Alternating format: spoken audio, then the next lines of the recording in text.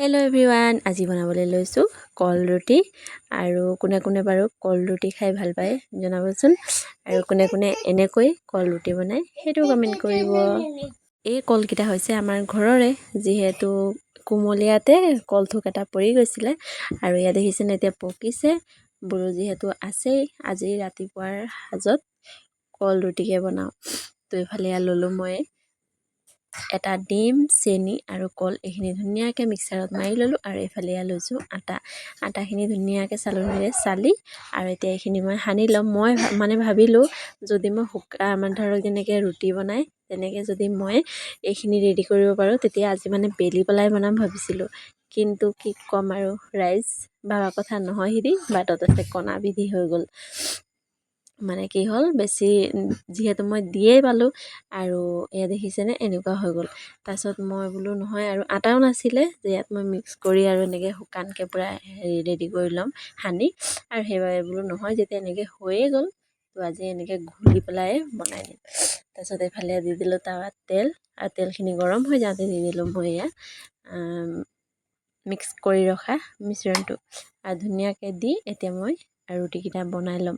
আৰু যিহেতু এই ৰুটিটো বনাবলৈ অলপ সময় লাগে, ধুনীয়াকৈ যাতে চবফালে হৈ যায়, নহ'লে কিন্তু যিহেতু ডিম দিয়া আছে আৰু ডিমটোৱে চেণ্ট এটা মাৰে, আৰু সেইবাবে পূৰা ৩-৪বাৰ লুটিয়াই ৰুটিটো ধুনীয়াকৈ ৰেডি কৰিব লাগে।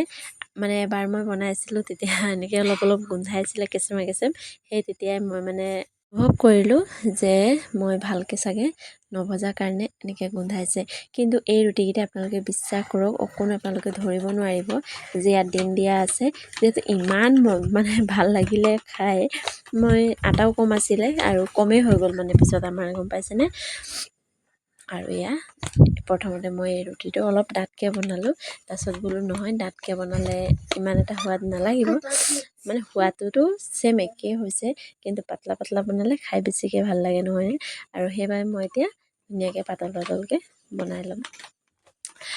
আৰু এয়া দেখিছেনে, প্ৰথম ৰুটিটো হৈ গ'ল মোৰ। তাৰপৰা এয়া দি দিলোঁ মই দ্বিতীয় ৰুটিটো, আৰু এইটো কিন্তু একেবাৰে এয়া পাতলকৈ এনেকৈ দি লৈছোঁ। আৰু ইয়াত অলপ মই পানী মিহলালোঁ, যিহেতু অলপ বেছি ডাঠ হৈ আছিলে। আপোনালোকে নিশ্চয় চালে, সেইকণ মোৰ দেখুৱাবলৈ নহ'ল। আৰু আপোনালোকে জনাব মোৰ এই কল ৰুটিৰ ৰেচিপিখন কেনেকুৱা পালে। যদি ভাল পালে লাইক, কমেণ্ট, শ্বেয়াৰ কৰিবলৈ নাপাহৰিব। আৰু মানুহে জীৱনত কষ্ট কৰিব লাগে, কষ্টৰ ফল মিঠা। দেৰিকৈ হ'লেও সেই ফলটো মানুহে এদিন পায়েই, হয় নহয়। প্ৰথমতে অলপ কষ্ট হয়, কিন্তু যেতিয়া সেই ফলটো দিয়াৰ আৰম্ভ কৰে তেতিয়া সেই কষ্টটো মানুহ পাহৰি যায়। কথাষাৰ হয়নে নহয় আপোনালোকে জনাব। আৰু ফেচবুকত কাম কৰিলেও চাগে প্ৰথমতে বহুত কষ্ট হয়, আৰু যিহেতু মোৰ লগত অলৰেডি হৈ আছে সেইবাবে কথাষাৰ আপোনালোকক ক'লোঁ।